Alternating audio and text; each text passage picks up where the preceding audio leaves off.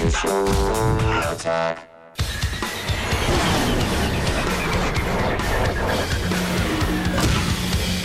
right, my guest tonight in Los Angeles, host of the podcast and radio show The Sound of Young America, the radio sweetheart Jesse Thorne is here, and in New York, senior editor for CNET TV, Natalie Del Conte joins us, and also in Los Angeles, editor-in-chief for io9.com, favorite blog of mine, Kevin Kelly is here. Welcome to The Loop, everybody.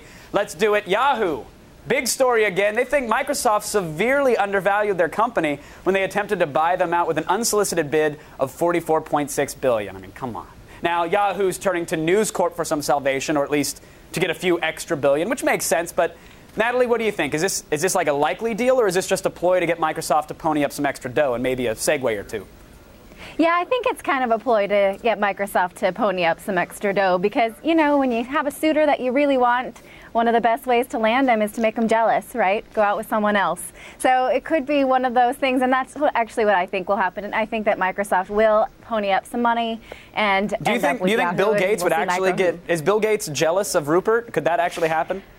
I think Steve Ballmer is. I think Steve Ballmer is jealous of a lot of people. That is very true, very true. All right, Jesse, what do you think of a possible merger between, like, Yahoo and MySpace? Do you want, like, porn star profiles popping up with your search results? I think they definitely will get the corner of the market on crowded web pages. Right. The question is, like, what situation are you in? How bad is the situation that you're in when you're, like, looking around at your potential suitors and Rupert Murdoch looks like the good option?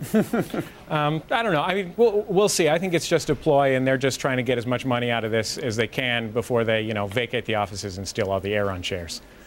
There's the second mention of the Aeron share in today's show, by the way. I think this is going to be a good one. Kevin, what about the acquisition of Yahoo? I mean, some people say it might be the only way for Microsoft to actually counteract Google's dominance in online advertising and search. Do you think Microsoft could afford to miss out on this opportunity?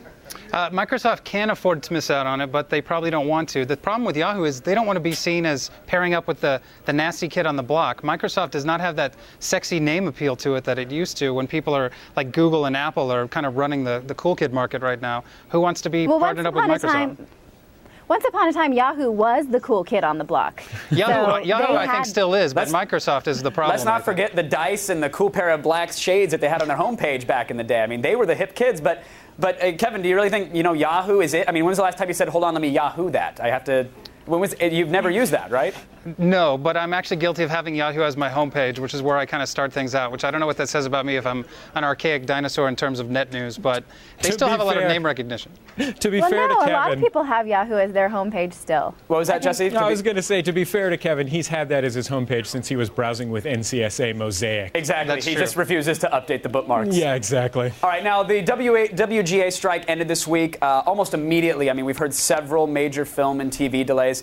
So first off, Kevin, I think Paramount shocked a lot of people with word that J.J. Abrams' Star Trek would be bumped to May of 2009. I mean, do you think this is because of the strike? Is the film having problems? Do they just think they can make more money by releasing in the summer? What's going on here? I think it's a combination of all of that. The movie was going to be coming up in the Christmas period, which movies tend not to do so well. This summer is so crowded with films, and some of those are going to spill over into the holiday period, I think.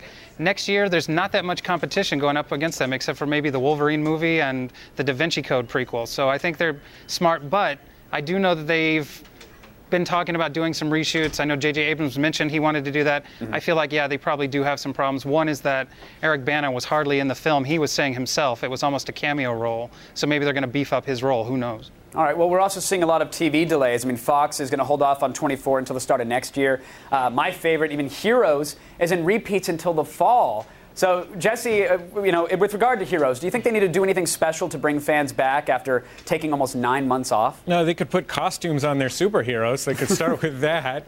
I don't know. It seems like every time there's a big interruption in television viewing, the viewing drops off permanently, and that's what I think they're really worried about. So the main possibility that I can think about is sort of like you're sort of in that early 60s era of comic books with Heroes now. So Super Pets is pretty much where I'm thinking they're going with this. Natalie, do you agree? Do you think we're going to see a pug in spandex with a red cape flying around the streets anytime soon? Or?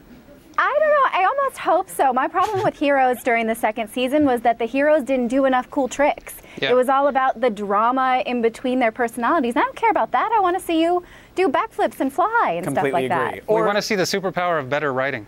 Yes. That's a mutation that I would love that. might not exist, actually.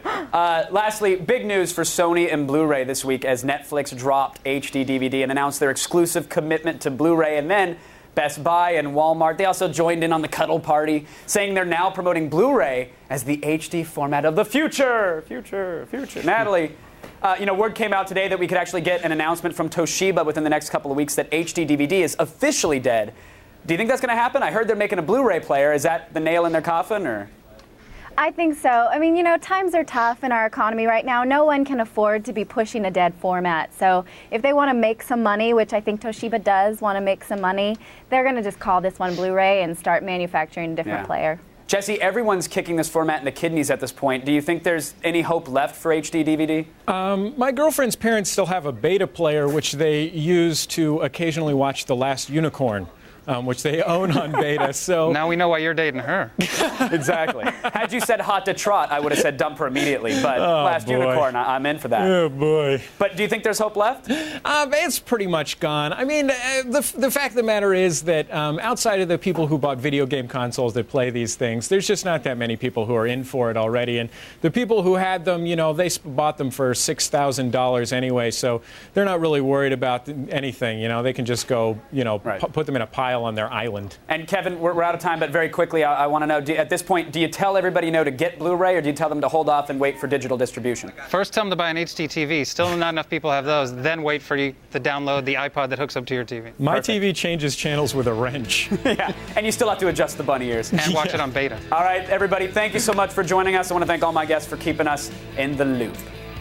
Attack of the Show, weeknights at 7, only on G4.